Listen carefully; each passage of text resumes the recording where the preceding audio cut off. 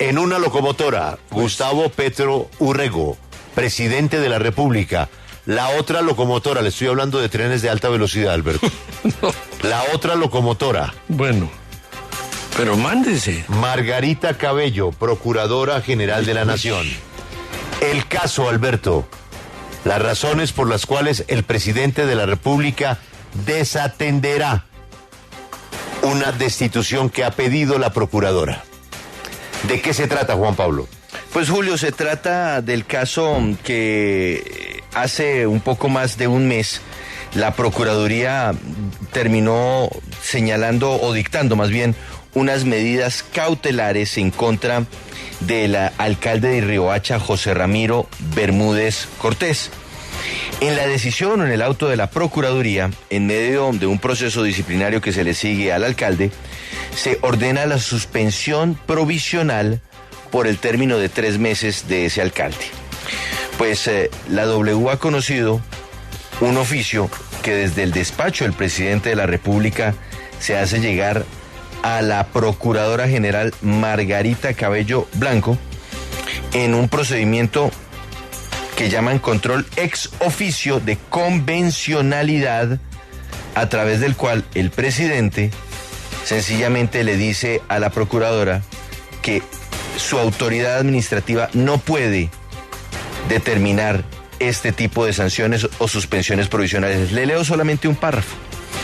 Se concluye que la orden de la autoridad administrativa disciplinaria dispuesta en los autos referenciados y soportada bajo la figura de medida cautelar contiene una manifiesta restricción al ejercicio pleno y eficaz de uno de los derechos políticos de las personas electas popularmente según lo dispuesto en el artículo 23, número 1 de la Convención.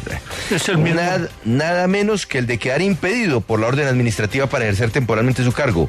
Decisión que envuelve para su concreción en el mundo jurídico la expedición por parte del presidente del acto de ejecución o cumplimiento a lo dispuesto por la autoridad administrativa disciplinaria, acompañada de la correspondiente designación de su reemplazo. Palabras más, palabras menos, el presidente no va a atender o no va a proceder como correspondería luego de que se hubiese determinado u ordenado la suspensión provisional del alcalde de Riohacha por parte de la Procuraduría General de la Nación y basándose en la decisión de la Corte Interamericana de Derechos Humanos, que en su momento defendió y protegió la elección del entonces alcalde de Bogotá, Gustavo Petro. Perfecto, es el mismo argumento. Pero Alberto, eso no sé si la palabra sea jurisprudencia, pero esto aplica a todo, ¿no? Sí, sin embargo, la Procuradora ha tenido una opinión distinta y otras personas también, en el sentido de que la Procuraduría mantiene la capacidad de suspender a funcionarios elegidos popularmente porque se hizo la reforma que la Comisión Interamericana ordenó. Lo que pasa es que se consideró que esa reforma no era la que había ordenado exactamente la comisión, sino una habilidosa interpretación de la misma, lo cual lleva a que, bueno, el choque de trenes siga vigente. Pues hay quienes dicen, Alberto, que, por ejemplo, el alcalde de Cartagena dice, oiga, si la vaina es así en La Guajira, pues yo también, ¿no? Sí, bueno, él ya también recurrió, ¿no? Él ya presentó un recurso. Pero, mire. Pero es exactamente el mismo caso. Vamos a la academia, Alberto. Hay un profesor que se llama Jaime Santofimio. Él fue consejero de Estado y es un experto en el tema de la convencionalidad, que es este episodio del que estamos hablando. Profesor Santofimio, buenos días. Julio, muy buenos días. Muchas gracias por la invitación. Gracias. Doctor Santofimio, ¿el presidente de la República puede o no puede hacer lo que estamos contando? Bueno, pues es muy interesante lo que usted está comentando. Esto es un debate muy largo y muy grande, no solamente en Colombia, sino en todos los países miembros del sistema interamericano. La Corte Interamericana desde el año 2006 viene admitiendo que todas las autoridades de todos los países miembros del sistema, en el ámbito de sus competencias, pueden ejercer el llamado, lo que usted ha llamado ahí, control de convencionalidad. con el fin de que las decisiones que se adopten en el orden interno por los países correspondan con lo pactado internacionalmente, con lo acordado internacionalmente en los tratados internacionales, en las convenciones internacionales, y fundamentalmente para respetar los estándares mínimos de derechos humanos. Si el presidente ha actuado en el ámbito de sus competencias, es decir, no ha interferido otro poder público, lo puede hacer porque la Corte así lo dice con fundamento en el artículo 2 de la Convención Americana de Derechos Humanos. Abogado, pero a través de esta comunicación o de este control ex oficio de convencionalidad, que es el que estamos revelando hoy en la W, ¿ya queda definida esa posición del presidente de la República o tiene que darse algún otro tipo de comunicación o encuentro o acuerdo entre el presidente y la Procuraduría para que se entienda el alcance del mismo? O al contrario, ¿le queda a la Procuradora alguna salida para decir, mire, no, esto se ejecuta porque se ejecuta y punto? Sí, ahí evidentemente hay un enfrentamiento de poderes, como usted lo ha dicho.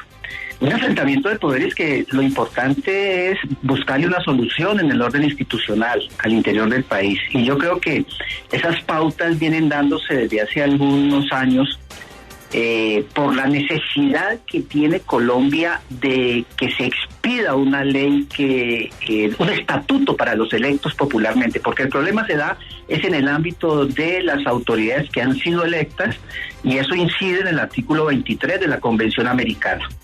Por lo tanto, yo creo que más que tener este escenario de enfrentamientos permanentes entre las autoridades, las cuales actúan en el ámbito de sus competencias, seguramente la Procuradora también tendrá oportunidad de actuar en el ámbito de sus competencias, lo más importante es que el país tenga una ley para los electos popularmente que defina cómo y cuándo y de qué manera se pueden adelantar los procesos sancionatorios contra los electos popularmente. Eso evitaría este tipo de situaciones. Ahora, el presidente, si lo hizo actuando seguramente en el ámbito de sus competencias y puede proferir las decisiones que considere convenientes de acuerdo con la Convención Americana.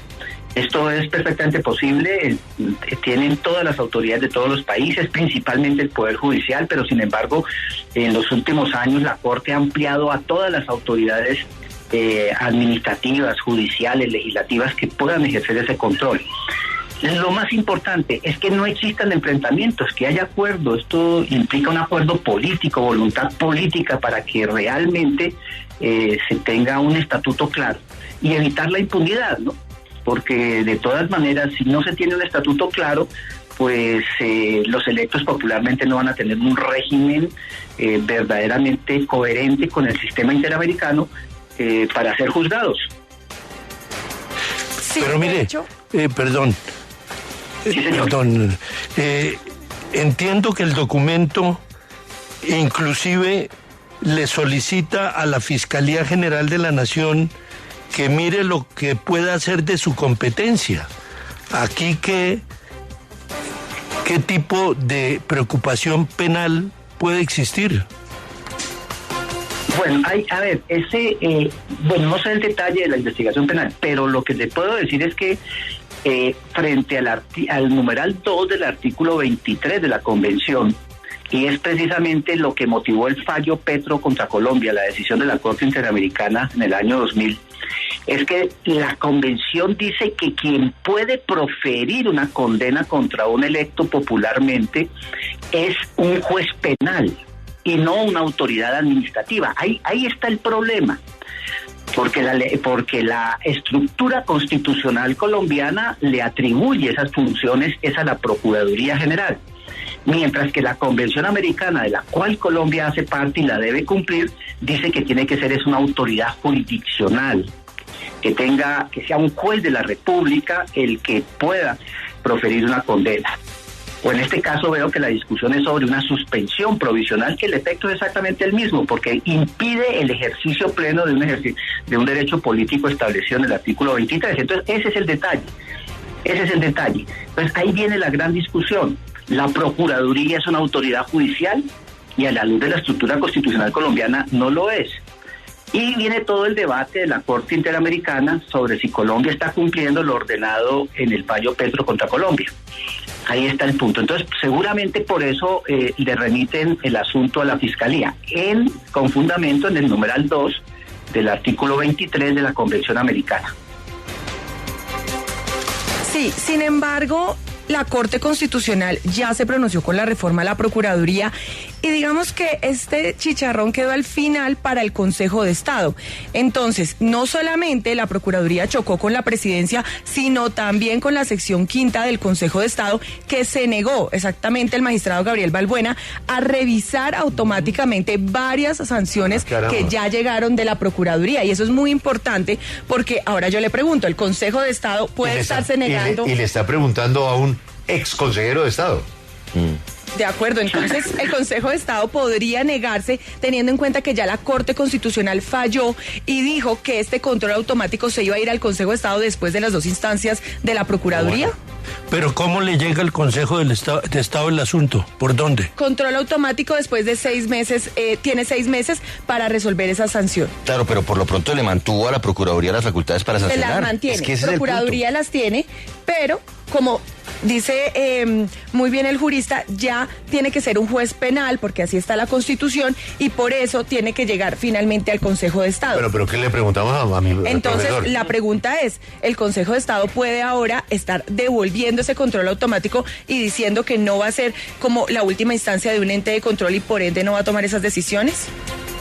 A ver, en el Consejo de Estado se han presentado ya varias situaciones de esas que tú planteas.